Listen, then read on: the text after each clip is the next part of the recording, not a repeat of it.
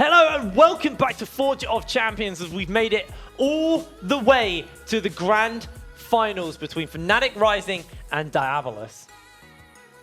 After what a series, right? Like we had a lot of action there and it didn't feel like a 2-0 to me, especially with the first game going the way that it did. And, oh wait, do we need to, there, here we go. You swap places, mate. You're in the Okay. wrong spot. I mean, we're both turbo 50, so I understand. I can't even He say really your wanted name, it. so it wouldn't work. Try it. Because I mean, Maurits Maurits Nielsen. Nielsen. I got close. That's the first time I've actually properly said it as well. And from which country am I, Jake? You are from the Netherlands. Very good. Which is not Denmark. It's not Denmark. It's when I was like, I introduced him to my dad once, and I was like, he's Dutch. You said he's Danish. No, I said he was Danish, and you're like, I'm Dutch. Right. Fnatic. Anyway, Fnatic versus Rising, right? Diabolus. That was actually at the European Masters was. where Fnatic have just come back from. So hopefully they're going to come in revitalized. You know, they had a great showing there. They made top 4. Diabolus, though, just 2-0'd the team who were previously undefeated in Forge of Champions, and it was dominant in Game 2. Game 1, a little bit more shaky. There were moments, but you have to look at Yusa, this bot laner, just this AD carry was so good. You can't touch it, though. Trophy I won't touch it. I don't have gloves. Jerseys. And the jerseys as well from both teams. Yeah, it was just a really good predict, actually. We knew, we big-brained it. We knew who was going to be. I mean, we always knew Fnatic were going to be at least second, but... And that's the thing, is that Diabolus have played throughout this whole tournament. There were shaky elements against M&M. I think that top side of the map was, you know, not as good as M&M's in Game 2. They fell behind really far in Game 1. Like, the early game was a bit messy all around. I think that Fnatic could be the team to expose that against them. We haven't seen Fnatic since they played at EU Masters, and before that, since they played in the UKLC. And I mean, I've got to be honest, I think they should come in here the favourites, especially when Diabolus, although it's a 2-0, that doesn't tell the full story of the last series. All right, well, we are into picks and bans as Diabolus will be starting up on that blue side, Fnatic on the red side, which is actually quite impressive to me, because normally Fnatic opt into going on to the blue side of the map, but this time they're opting into the red side. Just a little correction for anyone. Fnatic Rising's coach is Jandro, not Tim Kiro. That is Excel's coach, so just a little mix-up. Sorry about that. But yeah, so... Always sharp. Always so sharp. Oh, I know these things. I'm paid to know these I things. did see that, and I was like, something isn't right there. Yeah, but yeah, we're seeing the Aurelia very quickly banned away, and the Silas. Both picks that I know Magifelix would love to get his hands on, but won't. Kindred, Monkeys won't get his hands on, and then the Yorick that we see Kerberos have so much success on. All right, well, let's see what Diabolus are looking to ban away as their final ban here. Things like that Nautilus, which was fairly high priority, has been left open. But Dan getting his hands on to the Carthus. That's not going to happen this game as it gets taken away. It was a pick that Fnatic Rising during the regular split utilized a lot. They loved to have Carthus in the jungle. But one of the things they utilized a lot during the European Masters was this Olaf. The only team that seems to really be prioritizing that, Dan loves it. Now that Jarvan's also gone down that pecking order, Dan himself didn't really place the Jarvan that high after speaking to him at the competition. But Carly gets picked up, most likely going to be for Krogson, who has been flexing this in that lane. But Magifelix might look to pick up the slice of the Jace as an instant Aatrox gets picked up. So Aatrox is a big one we haven't actually seen that much of in the Forge of Champions, but it's risen in priority since the patch changes. And the thing is, it's a triple flex. It can go in top, mid, or jungle. So I could see Dan picking up this himself, or Magifelix loved to play it before it got the nerfs. Diabolus. There's a lot of variety. I forgot this is still open, actually. It's still a thing. It's still viable. They played it Game 1 into Fnatic Rising in the UKLC finals as well, but switching out, they're going to go for the Vayne, going to go back to what's worked for Yusa or Kerberos previously as well. I want to see more, and they basically mimic the draft from last time. Yeah, this is the exact same draft they did up against M&M. And then to round it off would be the Skarner and the Varus. But obviously, Fnatic should be aware of that. They may want to cut down the options that Yusa has in that AD carry role. Remember, Tristan is still open, which he knows he takes a shine into. He could still go the Vayne himself. That's the thing, though. If you start banning away some of these power pick AD carries, they go, by the way, Vayne was going in the bot lane all along. And you got to keep in mind, it's like, this is Shikari you're going into here as Curb. Will Shikari be able to play into the top lane Vayne? He loves this Ken, and he was playing it so much as well, so it could be just a pickup he gets there. Fnatic ban their own Olaf away from themselves. Well, they've picked the Rex side. There's no real need to keep junglers open. Yeah. So they'll start to target Monk as a champion pool. They get rid of that. It could be potentially something to look at was the Hecarim, because I know Nolty was the one who played that, but that had a lot of success. Another one could be potentially the Jarvan, as we know Monkeys did like to go towards that, even though we felt it's dropped in priority somewhat. And then Diabolus, but I don't know the way that looks, which could be mid, could be support, is I think where we've seen more of it recently, but a very strong pick on the current patch, and good into Morgana as well.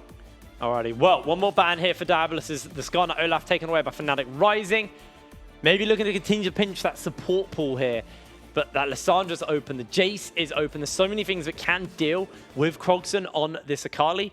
And his Akali game, you know, we're playing into Chibs on the Lysandra, didn't quite shine like we expected to. Into a player like Magic Felix, it might be hard, but Diabolus, they recognize the fact that the Jace stomps Akali. So they just ban that away, don't want to deal with it. So another strong ban here coming out from Diabolus. And what do Fnatic want to pick up? Because we saw Magic Felix during the regular split also opted into this Lysandra quite regularly.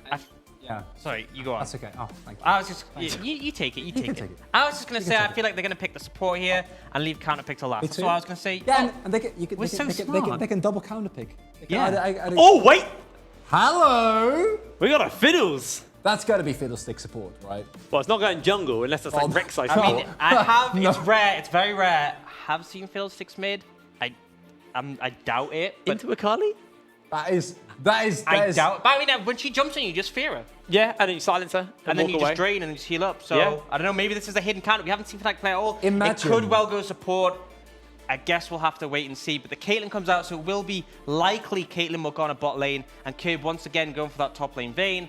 We will see how Fnatic round out that composition with their last pick. But first, maybe the Hecarim? They need a jungle. I think Hecarim works. But that's the job. But they've still got that Jace open as well. The composition right now looks sort of like a 1-3-1 composition. Oh. And I think the at least makes sense if you want to get those lanes to the point where they can do that. You know, the Vayne in the side lane is going to be a menace. The Akali can do that as well. Caitlyn Morg is great for just sitting under a tower and wave clearing. At least will help them get to that point. All right, well, with the elites locked in, Diabolus kind of signaling that they want to play a lot for the early game. They want to play this early jungle, this early aggression. Fnatic now looking to round out their comp. They're looking for a mid laner or a top laner. And I think that was the Vladimir lock-in, so... Still flex both ways, which is interesting. And it will be the Vladimir in the very end. So 20 seconds in the cutoff, right? So we're going to wait a little bit to see what goes where. All in all, though, a lot of picks that we haven't seen before tonight as well. Yeah, I would like to actually get confirmation on where that Vladimir is going, because the Aatrox, you were saying yesterday, actually has kind of made a bit of a return here into the mid lane. So it can go mid, jungle, or top. Yeah, I think is the thing. It's not jungle, because we know the Rek'Sai. We know that it's not jungle. Going. So it's Aatrox mid lane, and the Vladimir's going in the top lane. So that's what production told me, so that's what we're going off. And then it will be that Fiddlestick support. So, yeah, it makes sense that they decided to flex the Aatrox in the mid lane. It's probably going to do decently well against the Akali. In the top lane, the Vladimir he can keep up with the Vayne in terms of range. Both of them is going to be playing scaling. And then the bot lane, I like the Fiddle because you can poke down the Black Shield. My only concern is if someone dives in, you're dead. You can't do anything with your fear when the Black Shield's up. And I feel like in conjunction to that, I think that, like we saw last time, like if you ever get caught as the Fiddle, it's over because you're incredibly squishy. But it's also the fact that your CC isn't telegraphed, like it's instant. So that means that unless the Black Shield is on there preemptively, Fiddle's actually one of the supports that can kind of play around it by just making sure that the fear of the silence just goes off before you even find the engagement. Yeah, and the big thing as well is that if you put it on preemptively, he can use his magic damage to break the Black Shield and then fear. You can counter push maybe a little bit against Caitlyn Morgana because Fiddle is really good at pushing those lanes. But well, we're about to hop into our first game of the grand final. Chronicler, thank you very much for joining us for draw picks and bans. It's going to be me and Orcs taking over in this game. And oh boy, it's going to be a big one. Magic Felix is on the new, reworked, reformed Aatrox. A lot of cleanses coming out from Fnatic. And I mean a lot of cleanses. So they have... The bot lane makes a lot of sense going up against that Caitlyn Morg. They know if you get CC'd once, you're going to get CC'd again. Not going to make the mistake Monk made in that last game against the Morgana. But like, I respect the cleanse as well, actually, purely into the fact that you're into an elite. Now, typically when you play into elite, it forces your mid laner, well, the enemy mid laner to really take the cleanse out of just pure respect for what the Cocoon can do and what it can set up. But with the fact that the World Ender now doesn't give you the auto-res, you have to get that takedown. The cleanse might just be the difference between a dead Aatrox and one getting a reset and a revive. And crucially, if you are just in a 1v1 against Krogson and he ignites, cleanse can just remove that damage. So It's slightly worse because the Ignite gets the Grievous Wounds, and it might get a tick in before you cleanse, but it's going to offer usefulness against Monkeys, and in the 1v1, it's not like he's got nothing. Yeah. All right, well, we've taken to the Rift. Targum is starting with the Crow, so going for the silence nice and early. It gives a lot of shoving power as well, and you can see they're getting the push in, and this might be the do in this Caitlyn Morgana lane, because this lane, you need to get the shove. That's how it works. You shove up, you look for the opportunity to land bindings, follow up. If Targamas and Xmai are able to equalize that shove, then they're in a pretty good position to go even in this lane. And with a Kai'Sa, that's really what you want to do. You want to get even. You want to get your first item, which is when you have a big spike. Second item as well. Caitlyn Morgana, you play for lane, and then the late's pretty significant. But it's the mid game we've seen constantly has that trough where you just don't have as much impact. We've seen the pressing attack come out from Xmai. So earlier on, we saw the Hail of Blades paired up with that Braum. This time it's going to be the pressing attack. So wondering whether or not we see Xmai go for the Storm Razor into the Rageblade build, or if it's what we saw Monk play in game 1 of the day, where he went for the free item spike, the full crit Kai'Sa, where you go Infinity Edge, into Rageblade, into Hurricane. I would 100% fit in Storm Razors. I think it's a better build, just because at 1 or 2 items it's better. With Infinity Edge build, you're really waiting for the 3rd item before that build becomes more powerful. And then crucially as well, the Storm Razor does magic damage. It's so good against the Morgana because the Storm Razor proc damage can be enough just to break the Black Shield on itself, which is a pretty strong asset. Plus, the slow is quite useful when trying to kite out some of these divers, like the Elise, like the Akali. So that's the question for me, is what is the kind of skill order of the Morgana now? Because obviously, as a support player, you have that insight, I do not. What do you expect to see Hado maxing here?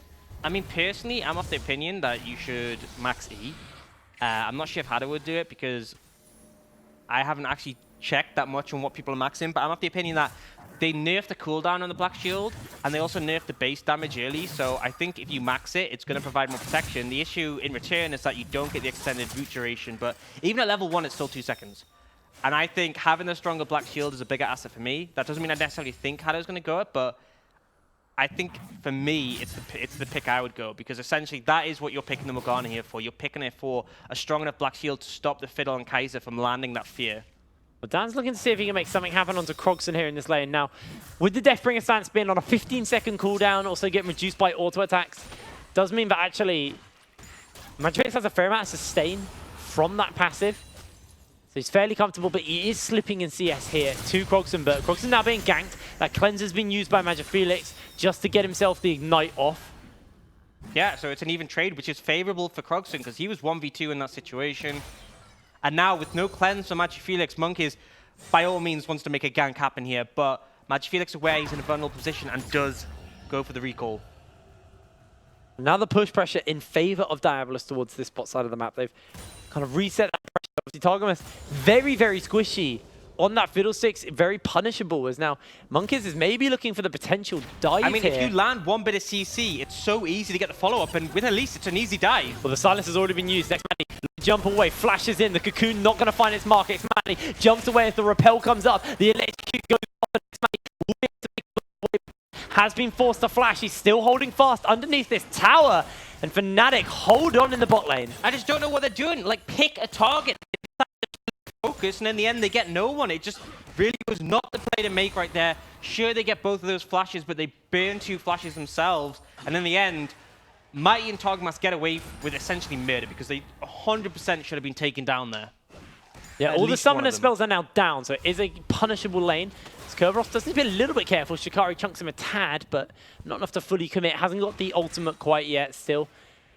Wants to get himself a decent base off, as actually looking to get a base away now and spend some gold. Yes, this might be a concerning point for Kerberos, because he's actually behind in CS in the scaling matchup. And I feel like once you hit level 6, Vladimir has the all-in kill potential. If you land that ult and powered Q, it can be enough to take out the Vayne. Do you see Monk is actually waiting in the bush there at the top lane? So he's going to try and bait in Shikari and make something happen there. But Shikari, he is the person who is best at absorbing pressure in the UK in the top lane. They've got to wait and see if they'll find something. Well, for the moment, he's just playing back. Monkeys hasn't revealed his location. Level 6 now been hit on Shikari. So Cocoon just gets instantly blood pulled out, and Shikari able to walk away. Just a little bit careful comes on the poke down. Curb can put down Curb, almost thinking about going for that dive, but now with the potion, with the transfusion, shouldn't be looking to heal up in here, and Fnatic will take their prize on the other side of the map for that pressure being absorbed by Shikari, and they're going to get themselves an Ocean Drake. And it's just a really smooth play. He pulled as soon as he saw the Cocoon come out.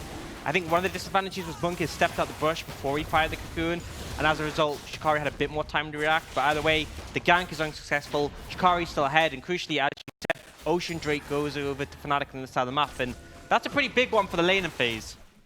Actually, Shikari just needs to be careful here. Curb's getting some serious damage put into him. Obviously, with that regen, it does make it harder and harder for Curb to fully commit for the kill, but I mean, that's the thing, is that Shikari's happy to take these trades because he knows he can just heal up afterwards.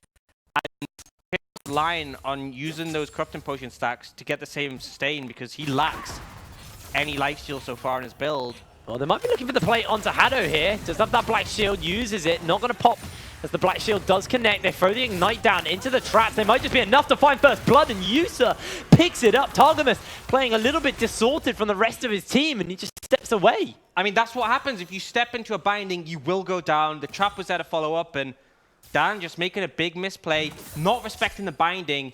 And I think you have to flash it. You have to respect that if it comes in, you're going to die. He didn't respect that. Bump out so much, so just a mistake in handing over essentially a free kill to Yusa and Haddo. And now they're going to try and apply some more pressure in the spot lane. Demolish will come in, and they're going to get quite a bit of damage down. But at least they're going to get some plates here as takes a fair chunk of damage from that Tormented Soil from the Piltover Peacemaker. This Fiddlestick so far just hasn't really found its mark. It hasn't really worked out here for Fnatic. They are starting to suffer. Really in favor of Diabolus. Diabolus looking fantastic in this game one of the Grand Finals. Yeah, but still, if you look mid actually, Krogson has got a substantial CS lead over Magic Felix. He keeps trading well with him, forcing him back, and then Magic Felix misses so much. So I feel, despite the fact that Shikari is doing great in the top lane, the bot lane and the mid from Fnatic have really dropped the ball here, and they've given this 1.5k gold lead over to Diabolus already. It just feels like they can't actually do anything to pull themselves back. Level 6 has now finally been hit, but they've lost 3 plates pre-level 6 to the power of the Morgana Caitlyn. Now, this is a lane that we've seen being very powerful previously. It does have so much kind of pick potential, so much damage potential. Kerberos might just be found out by Dan here. The Ward will spot him out as he gets the condemn down, does actually make that connect as Dan finds himself a knockup. Magic Felix uses the ulti, and Kerberos will go down as Dan takes him out with the ultimate. Yeah, and I actually thought Kerberos potentially was making a smart play because he avoided when Dan was going top for the gank, but then he walks back through the jungle, gets spotted out with the Tremor Sense, and goes down. And Fnatic, they know the weak point for Diabolus right now is this top lane. They're starting to apply the pressure, and in return, Shikari will get a couple of plates. Remember, this is a Vladimir. This is a champion who is an absolute monster late game. Oh, Krogson gets interrupted here. Has to flash away. Perfect execution out. The red buff's ticking, and Dan not going to be able to find himself a Prey Seeker to get that kill. Yeah, could have been a fatal blow for Krogson if that ult was still available, but he's not capable. So we'll try and get this tower here, but X-Maddie's getting the damage down, though. They actually hold out for the moment. Yusa low HP. His in comes down. That Killer Instinct is going to be available. But Fnatic hold on to this bot lane. It's looking dicey, though, Orcs. It's looking dangerous for Fnatic as this turret, 10 minutes, is already exceptionally low. Yeah, absolutely. And the gold has even out overall, but it's polarized on the side of the maps. You know, the lead that was obtained by Krogson has sort of been equalized thanks to that gank. But top lane Shikari is so far ahead, about to get his 4th plate himself, and up 40 CS. And then in return, a kill and 30 CS and 4 plates is a lead for Yusa and Haddo. They're going to get first turret blood here. I'd like to see them gift that gold over to Yusa solo, but Haddo stepping back. Yep, solo gold to Yusa. He's got so much right now, and that's what you need. You pick this Caitlyn to get a lead in lane, and then you want to have an item advantage going into the mid game, so that although she's slightly weaker than a Kai'Sa because her 1 and 2 item spikes just aren't as good, the fact that she's going to already have the Infinity Edge means she will have an advantage still. Magic Felix gets jumped on by Krogson, but Krogson actually does take the worst end of that trade. Yeah, I feel like once you have that Gunblade, you're in a pretty good position just to trade and sustain up, but right now, Krogson, there's a lot of pressure coming out from Fnatic. They're starting to get vision control around the mid area, and you can see Dan and Targamas moving together. So Krogson, you just have to play back. You have to respect the gank pressure. And right now, the next objective to be focused on is this Rift Herald, and that's why both teams have moved the bot lane's top side. But crucially, Shikari's still here. Shikari hasn't gone bot to answer Kerberos yet. So if they start a fight right now, they could definitely be in the advantage. That's what they're looking to do as Magic Felix jumps in, doesn't actually find himself the slow onto Haddo, but Haddo taking some serious damage. The flash comes down by Magic Felix. Haddo gets a shield, jumps in forward, and Magic Felix with the World Ender secures the kill here. They might just take themselves a blue buff on the way out as Krogson can't do much but watch as his blue buff is taken away and Fnatic turn back towards the Rift Herald. It's just a great cleanse coming out from Magic Felix. Find that, and actually, Matt actually gets a lot of damage. Oh, jumps away. The tower shot comes down, and Yusa finds the solo kill. Now, Monkeys might just get caught out. Proto belts in. The Cocoon connects onto Targamas. Good repel up, and that's going to be the silence and the drain as Targamas secures himself the kill. Now, Krogson has to shuriken flip away. No one's picked up the Eye of the Herald. Fnatic actually, in the meanwhile, chasing for that kill. It does get picked up in the end by Dan, but just an interesting path of play. Firstly, I'm going to say it, Matty just inted, tried to go for the 1v1, ends up getting trapped and dying to the tower, and then in return, Monkeys decides to give a free kill back. Both teams making some questionable plays, but in the end, Fnatic has to be the one that comes out ahead. They get that Rift Herald, and now it's Dan when he wants to use it. I think the mid lane would be a good shout, but actually, they get what the fear is Krogson off. doing? Krogson gets overcommitted, knocked up and taken down. Dan find the kill, and now Fnatic Rising with this Eye of the Herald are going to be using this objective. Haddo can do nothing but watch that objective get summoned out, and they will lose plates here as Haddo going to absorb the fear. But the charge comes out, 320 gold into Magic Felix's pocket on this Aatrox, and he's looking comfortable. You might have a losing bot lane, but your mid lane and your top lane are looking very good right now. Absolutely. I mean, Magic Felix, he didn't have the easiest start, but a bit of pressure from Dan has really helped him out, and now he has picked up that Black Cleaver. He's going to be in a comfortable position to survive the pressure from Krogson. Kirby's his final hour. He's going for the 1v1. He's got the ulti available. It's going to be Dan Shikari trying to find as much as possible. Can't quite get it. Shikari turns it around, but it's a 1-for-1 with the Proto Belt. Yeah, crucially, the assist does come out for Dan, so a gold advantage for Fnatic. But, I mean, when Kerberos is so far behind in that matchup, I have to say he is the real winner there. Ult wasn't available for Shikari, and crucially, that gave Kerberos the window to find the 1v1. Had that Rage Blade, once it stacked up, started to pump out a lot of sustained damage. Ocean Drake will get picked up here for Diabolus as well. Next Drake, I believe, is a third Ocean, so lots of regen. We're not being so lucky on the explosive Drake so far. No Infernals at all today. Yeah, and I mean, the goal difference is just crazy because there's only just over 1,000 between the teams, but between roles, you have like 1,200 between the top laners, 2,000 between the junglers, 2,000 between the AD carries.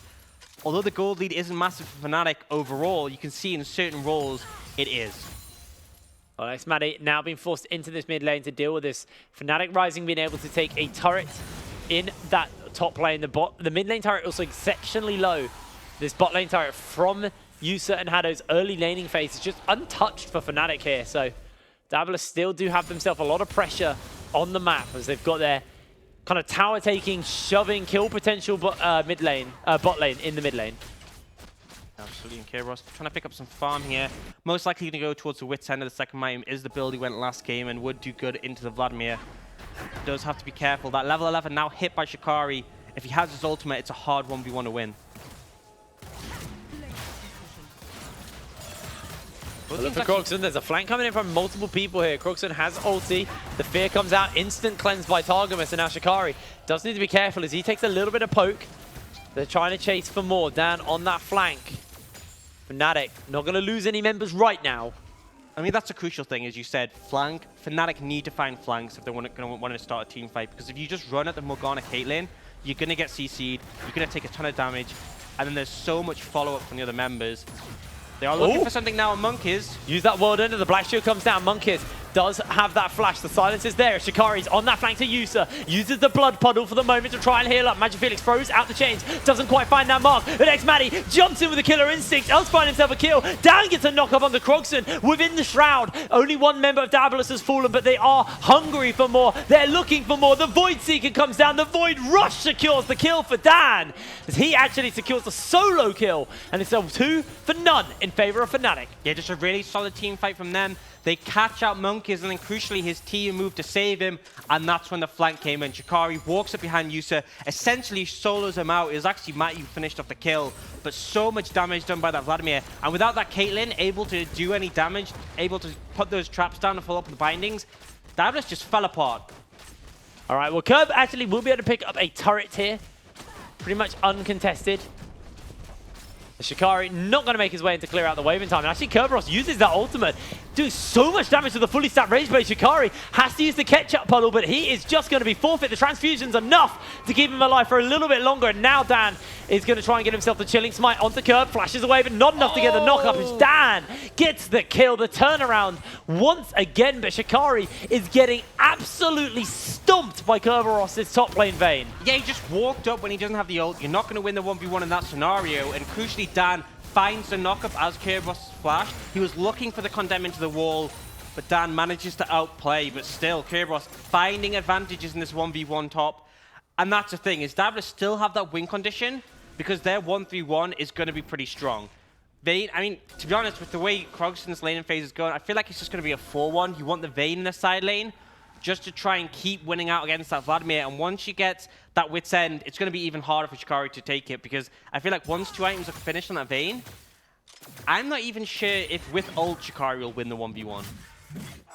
Because we've seen without it, he obviously loses, but Dan's actually looking for something onto Krogson. He is very, very fed. 4-1. Got that Halo Blades to work with. The perfect execution. Lands that little micro stun onto Dan. Uses the Shuriken flip, and Dan actually does get forced away. Tried the play, but I mean, you take that. You just burn the Akali's ult. You give a load of damage over the Magic Felix onto that tower. He essentially just walked up and went, hey, how's it going? And then got an ult for free. So pretty easy play for Dan just to apply that pressure. And now Shikari back in the top lane, which then isn't quite finished by Kerberos. And crucially, the ult from Shikari means I think this 1v1 would be more even if it came down to it. But I don't think Shikari is going to not if 4 members are top lane, it's not going to be even. Don't think that's a 1v1. Dan will spot multiple members out. Actually, gets spot out himself as they stand still, with the Tremor Sense gives away the players. Magic Felix will be able to take this turret in the bot lane. So Fnatic now pulling ahead in the turret lead. They have a 2,700 gold lead over Diabolus. And question for me is, what do they need to do? What's the next transitional phase here? Because you still got to worry about the fact that Yusa is ahead on this Caitlyn. Does obviously want to get a few more items before you hit that kind of power spike, because you are in that little power trough now. It's not an issue, to be honest, because Caitlyn is only going to work if everything comes at her from one direction. I think what they need to keep doing is pulling Diabolus out and then finding flanks onto them. And this might well be the opportunity. Targamas is looking for an ult here. Dan's coming as well. I think they can easily find this. They're coming in. Targamas throws down the party time onto the knock-up, and that is going to be a kill. A Void Seeker into a killer instinct, and Yusa surrounded on all fronts. Maddie secures the kill. Fnatic 4-10 over Diabolus. And like I said, the Caitlyn Morgana needs to have opponents from one direction. They get flanked, they crumble instantly, and the main saving grace of Diabolus has just been taken out. They still have the Vayne in the side lane, but right now, Kerberos has just recalled, and I don't think there's a ton he's going to be able to do with 2 of his teammates down. Maddie will be able to take away this red buff from Diabolus as well, so steal that. As the Ocean Drake is going to be spawned up, and Fnatic get their hands on their second Ocean. What's the next Drake before it spawns? Go. Mountain. Cloud. Unlucky, dude. Well, at least I didn't say Ocean, which would have been impossible. Yeah, I mean, you actually had a 1 in 3 chance of getting that right. Yeah. And you still got it wrong. I mean, the odds were against me. Yeah? Yeah. Yeah, you're right. Yeah, I'm right. And I've actually seen a Spellbinder come out from Shikari, and this plays into, as we said, what he wants to do, which is find those flanks, extra movement speed, and also the burst it offers means that if he just gets on top of you and he has a Spellbinder Hemo Plague, it's going to just devastate all the Diabolus. Remember, there's no tanky members on that team. The ult is just going to half HP, but right now, looks like Diabolus might be fishing for X Mighty, but with that cleanse, with that flash, it's going to be a hard kill to find. Yeah, it's pretty rough, so they're not able to find that opening, and xMatty is able to step away. Now he's got the Storm Razor, now he's got that Rage Blade, he's on the 2-item spike that this Kai'Sa build offers. It gives you so much, as now Croxon needs to be careful from Magic Felix. The Stow comes down. Has to be on his ult again, and that's the issue, is that when you're Akali without your ult, you really can't do nearly as much. But actually, Shikari looking for the pressure on a Kerberos, has used that ult, but won't find much more.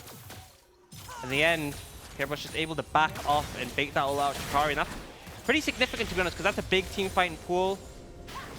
And Shikari was hoping he'd be able to find the play onto Kerberos. Unable to for now. Big bounties across the board in Fnatic, and that's the one thing that makes me think Diabolus still very much have a chance. Because if they do win a team fight, they will get a ton of gold. And crucially, Fnatic have won by finding flanks. So Fnatic start up a Baron, and they aren't able to get in a situation when they can find a flank. Oh, Curb gets the condemn onto Dan, tries to get 1v3, a great silence into the pool, into the damage. This is going to be it. Shikari secures the kill. Dan makes it out with a sliver of HP. Oh, so sad to see. He nearly got him, but crucially, you can't outplay the fear from Fiddlesticks, and the map movement from Fnatic is too great for Kerberos. Goes down again, and he's actually building that Giant's belt. Does normally go for the Dead Man's Plate, but I feel like a frozen mallet would be better in this matchup. He actually always gets the Giant's belt and then finishes the Dead Man's Plate, just so he has like HP to work with. Yeah. On top of the resistances the Dead Man's Plate offers. I feel like Dead Man's Plate is the wrong item here, though. Like, if you're going to go with Giant's Belt, fine, but go something like the Frozen Mallet, because the armor's not going to do much against Shikari. And at least if you have the Perma Slow, it means once you're on top of him, he's never going to get away. Problem is meanwhile, while this item is in the build pass, Shikari's able to take himself down another turret, and we're definitely feeling like we're back into this Fnatic style. I mean, we're 23 minutes in, but they're playing quite reserved versus Diabolus. They're taking the opportune moments for the picks that Diabolus are giving them. They're not playing like we saw M&M, where it was explosive, constant action, looking for the fights. Fnatic not giving any openings, any punishable positions for Diabolus to pull themselves back into this game. Yeah, I mean, that's the thing as well, is that M&M had really great early games against Diabolus, but then they just dropped the ball when it hit the mid-late game points. Fnatic are a stronger team, by all means. They performed really well when they played the UKLC and EU Masters, so I expect them not to make the same mistakes. Yusa has that black shield. They throw everything down onto Yusa as he will fall. The fear's enough, and xMatty finds a double kill. Now Monkeys is next up. They use the Hemo Plague onto Monkeys. They try to get the flash out as Shikari channels in for more. He takes him down, a 3 for none in favor of Fnatic. Now Croxon uses that perfect execution. Shikari goes golden, the Infernal Chains are used, and he has the ability to chase it. He dodges it out, and Shikari finds a double kill. Fnatic take down 4. The second use of the ult doesn't connect on the Shikari, so he does survive. And just as we're saying that Diabolus still have a hope, it is shut down by Fnatic with some clean play. And once again, Yusin had it caught out, feeling so confident with that black shield, but ultimately it does nothing when the flank comes in, when the Fiddlesticks just blows it up. Kerberos does at least get this turret as the consolation prize, but Targamas is chasing him down. Does have that flash if he wants to get the flash fear off, and Shikari's looking for it, but for the meanwhile, we'll have a little look at how that whole fight started. Once again, Yusa stepped up, and then as he backs off, he finds out there's a Magic Felix Aatrox behind him. Shikari was even coming in from the flank with a TP. So yes, they died very quickly there, but there was no way they were getting out, and I feel like once again, the vision control isn't there from Diabolus. The flanks are so good from Fnatic, and then, this bit's so sad. So he waits up the stopwatch, and it's the second use of the ult here that just misses. That would have killed Shikari 100%. It does execute damage. Definitely would have taken him out, but some quick footsteps from Shikari keep him alive, and things are just getting worse and worse for the side of Diabolus. But Kerberos was able to make his way out there, but in the meanwhile, losing so much elsewhere. xMatty just shredding through these objectives with the Baron minions. Fnatic stepping up. They're looking to crack the base here versus Diabolus. See if Diabolus have what it takes to kind of pull this game back, to hold out through the Baron sieges. They jump onto Targamas, but a great fear comes down, and you can't find the kill. And the Black Shield was late. I think that was the call. So Croxon was like, I'm going to go in, Black Shield me, and Hado just didn't get it in time, and so the fear essentially negated that entire turn of play. And now no ult on Croxon, and that's a crucial tool if you want to find a team fight. Oh, Magic Felix, out in the end. See, don't worry, mate. You're cussing with me. I do it all the time. The 1-4 by Fnatic is what's being pulled out for the moment, but Magic Felix doesn't really want to fight into this full tank Kai'Sa. As Monkeys takes a Void Seeker, does a lot of damage by xMatty, but they're just looking to siege out this turret. It will go down, and Cocoon misses narrowly onto Shikari's backside. Yeah, What's actually looking for the 1v1 on Shikari and onto Magic Felix and used his ult there, but the Infernal Chains pulled him back. So now Kerberos has no ult, Krogson has no ult. Those are two of the biggest teamfight tools from Diabolus. I don't think any of the other ults are that impactful. But without those two, I think they should just give up this mid inhibitor, to be honest. They're not really going to be able to defend it without those massive tools. And they do start to back up and respect the pressure, but a good binding lands on a Shikari. Pull does mean you can just back off. Oh, into the Cocoon instantly, but they can't find this damage, and they're being sieged. Magic Felix steps up forward, has that World Ender to work with, but you can see Diabolus do a good job to disengage. They don't want to give over too much here, but just the poke consistently coming out. The double Ocean Drake provides so much sustain here for Fnatic to work with. They've still got Baron for a little bit longer. 42 seconds left on that. And look at Targamas standing on a ward, but he has that Crow Storm available. And he might just look for his opportune moment. He's channeling in. He gets it off. The fear comes down. And Krogson is going to go down. A 4-man Hemo played by Shikari. And Fnatic are looking for the whitewash. They found one. They found two. Yusa falls down. Kerberos is next. The ace comes down. And Fnatic are going to take game 1 over Diabolus. Yeah, Monk is still alive, but nothing he can do. It's just a clean win coming out from Fnatic. They had control for minute 1, and Diabolus, the early game was rough against M&M, but it's even worse going up against Fnatic. Well, Fnatic punished them hard, and they end that game with a 13,000 gold lead over Diabolus, and a just complete stomping by them. It was pretty dominating, and there were some really questionable plays coming out from Diabolus. The bot lane kept stepping up to get flanked, and that was the key win condition of Fnatic, is that they need to find these flanks. And don't get me wrong, they did a great job setting them up, but it just felt like time and time again, Houston Haddo stepped up, they get killed, they get taken out, and then Krogson on the Sakari, which we've seen him have a lot of success on, 0-4-0. And then even in that final play, he saw the Crow Storm coming, and he shuriken flipped into it, which, I mean, I didn't agree with personally, but it just felt like Diabolus weren't firing on all cylinders in that game, and Fnatic absolutely were. It was a complete stomping by Fnatic, but it is still a best of 3 here in the Grand Finals of Forge of Champions, so we still have 1 more game to go. Well, 2 more games to go, potentially, if Diabolus can kind of bounce back off that loss. But Fnatic, they come in, they're looking strong off the back of their performance at the European Masters, and they're just playing towards their strength. I remember whenever Dan got his hands on the Rek'Sai, we always said this is going to be a game where Fnatic can just pull such a strong advantage. This man always takes that hail of blades. He looks for the early ganks. He looks for the early pressure. And it worked out for them. Their bot lane, even though it was a losing matchup originally, and they were getting hard pushed. First turret blood went over in favor of Diabolus pre-14 minutes. It didn't matter. They still had a winning mid lane. They still had a winning top lane. And that was all they needed, just to keep themselves in that game, keep themselves relevant for xMatty, could buy the items that gave him that spike. Yeah, that was a big thing, is that Dan knew where to go. He went top lane, he applied pressure. They swung the gold lead back in their favor because of the pressure they applied top. And then crucially, that Vlad just became monstrous later on. I wouldn't even say we hit the real late game point. We were just sort of getting to the end of the mid game because Fnatic were just so far ahead. Diabolus didn't really stand a chance. And I mean, I like the idea of the Vayne top, but it felt like if that Vayne top isn't able to split push, if they aren't able to get the Akali ahead, the composition does just sort of fall apart. So looking into the next game, what are we expecting? What's our change ups here for your Diabolus? Because the onus is on you to change. Now you've lost. Something easier to execute, because I think playing the Vayne top, playing the Akali mid and the Elise, you're like, we have to get our solo lanes ahead. They have to be able to 1-3-1, and then the Caitlyn Morgana needs to get a lead. And the Caitlyn Morgana did, by all means. Yeah. But the solo lanes weren't able to find the momentum, and I think go for something that's easy to execute. A team fight comp, put Krogson on a control mage like he's comfortable on, put Kerberos on something that potentially can split, but I think the Vayne is a bit too hit or miss. And then Monk is on something that not only provides the early pressure, but can also be part of the front line later on.